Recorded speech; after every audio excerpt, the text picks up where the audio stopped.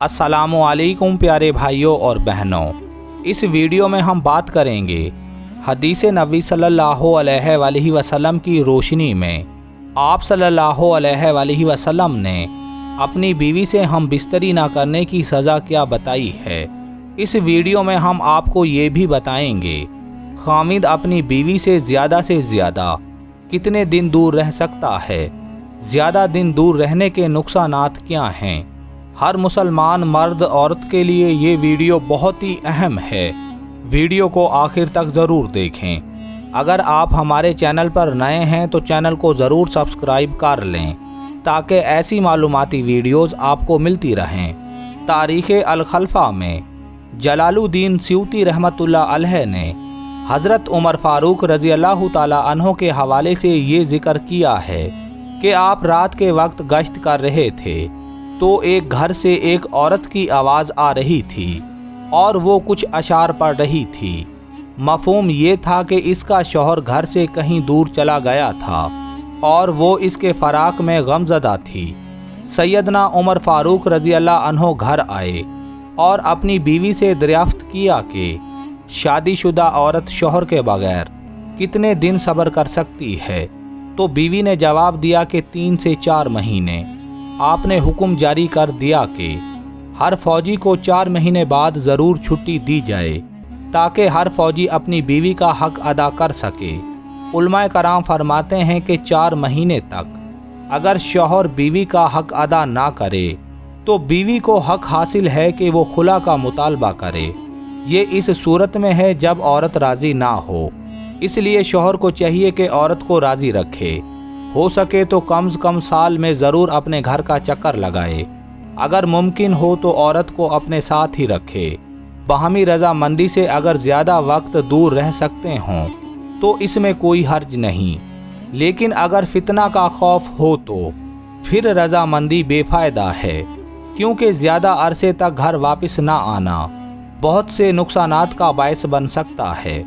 सैयदना अब्दुल्ला बिन उमरू बिन आस रज़ियल्लाहु अन्हु से मरवी है, वो कहते हैं कि मेरे बाप ने एक कुरैशी औरत से मेरी शादी कर दी। जब मैं इस पर दाखिल हुआ तो मैंने इसका कोई एहतमाम ना किया और ना इसको वक्त दिया, क्योंकि मुझे रोज़े और नमाज की सूरत में इबादत करने की बड़ी कुव्वत दी गई थी। जब सैयदना उमरू बिन आस रज़ियल्लाहु अन्हु अपनी बहू के पास आए और इससे पूछा तूने अपने खामिद को कैसा पाया है, इसने कहा वो बेहतरीन आदमी है या वो बेहतरीन खामिद है। इसने ना मेरा पल्लू तलाश किया और ना मेरे बिछौने को पहुंचा, यानी वो इबादत में मसरूफ़ रहने की वजह से अपनी बीवी के करीब तक नहीं गया। ये कुछ सुनकर मेरा बाप मेरी तरफ मुतवज्जा हुआ और मुझे बहुत मुलामत की और बुरा भला कहा और कहा मैंने हस्बे निसब वाली कुरैशी खातून से तेरी शादी की है और तू इससे अलग थलग हो गया और तूने ऐसे ऐसे किया है। फिर वो नबी करीम सल्लल्लाहु अलैहि वसल्लम की तरफ चले गए और आप सल्लल्लाहु अलैहि वसल्लम से मेरा शिकवा किया। आप सल्लल्लाहु अलैहि वसल्लम ने मुझे बुलाया और मैं आप सल्लल्लाहु अलैहि वसल्लम के पास पहुंच गया। आप सल्लल्लाहु अलैहि वसल्लम ने फरमाया, क्या तू दिन को रोज़ा रखता है? मैंने कहा जी हाँ। आप सल्लल्लाहु अलैहि वसल्लम ने फरमाया, और रात को क़याम करता है? मैंने कहा जी हाँ। आप सल्लल्लाहु अलैहि वसल्लम ने फरमाया, लेकिन मैं तो रोज़ा भी रखता हूँ, अफ्तार भी करता हूँ, मैं नमाज भी पढ़ता हूँ और सोता भी हूँ और हक़ जोजियत भी अदा करता हूँ। जिसने मेरी सुन्नत से बेरगबती इख्तियार की वो मुझसे नहीं है। फिर आप सल्लल्लाहु अलैहि वसल्लम ने फरमाया, तू 1 महीने में कुरान मजीद की तिलावत मुकम्मल किया कर। मैंने कहा मैं अपने आप को इससे ज़्यादा कवी पाता हूँ। आप सल्लल्लाहु अलैहि वसल्लम ने फरमाया, तो फिर 10 दिनों में मुकम्मल कर लिया करो।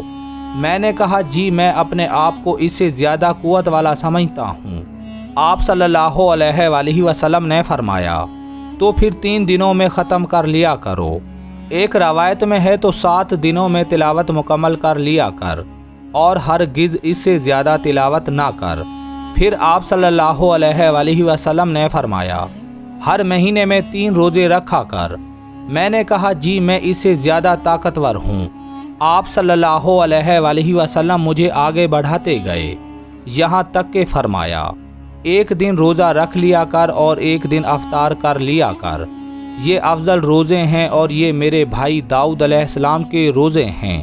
پھر آپ صلی اللہ علیہ وآلہ وسلم نے فرمایا ہر عبادت گزار میں حرص اور رغبت پیدا ہوتی ہے، ہر رغبت کے بعد آخر سستی اور کمی ہوتی ہے، اس کا انجام سنت کی طرف ہوتا ہے یا بدعت کی طرف، پس جس کا انجام سنت کی طرف ہوتا ہے وہ ہدایت پا جائے گا، اور جس کا انجام کسی اور شکل میں ہوگا وہ ہلاک ہو جائے گا۔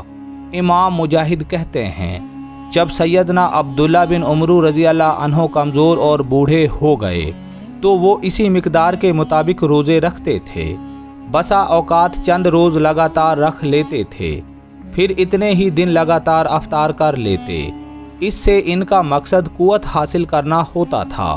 اسی طرح کا معاملہ اپنے قرآنی حزب میں کرتے تھے، کسی رات کو زیادہ حصہ تلاوت کر لیتے اور کسی رات کو کم کر لیتے، البتہ ان کی مقدار وہی ہوتی تھی، یا تو 7 دنوں میں قرآن مجید مکمل کر لیتے یا 3 دنوں میں۔ اور سیدنا عبداللہ بن عمرو رضی اللہ عنہ بعد میں کہا کرتے تھے اگر میں نے رسول اللہ صلی اللہ علیہ وآلہ وسلم کی رخصت قبول کر لی ہوتی تو وہ مجھے دنیا کی ہر اس چیز سے محبوب ہوتی جس کا بھی اس سے موازنہ کیا جاتا، لیکن میں عمل کی جس روٹین پر آپ صلی اللہ علیہ وآلہ وسلم سے جدا ہوا تھا، اب میں ناپسند کرتا ہوں کہ میں اس کی مخالفت کروں۔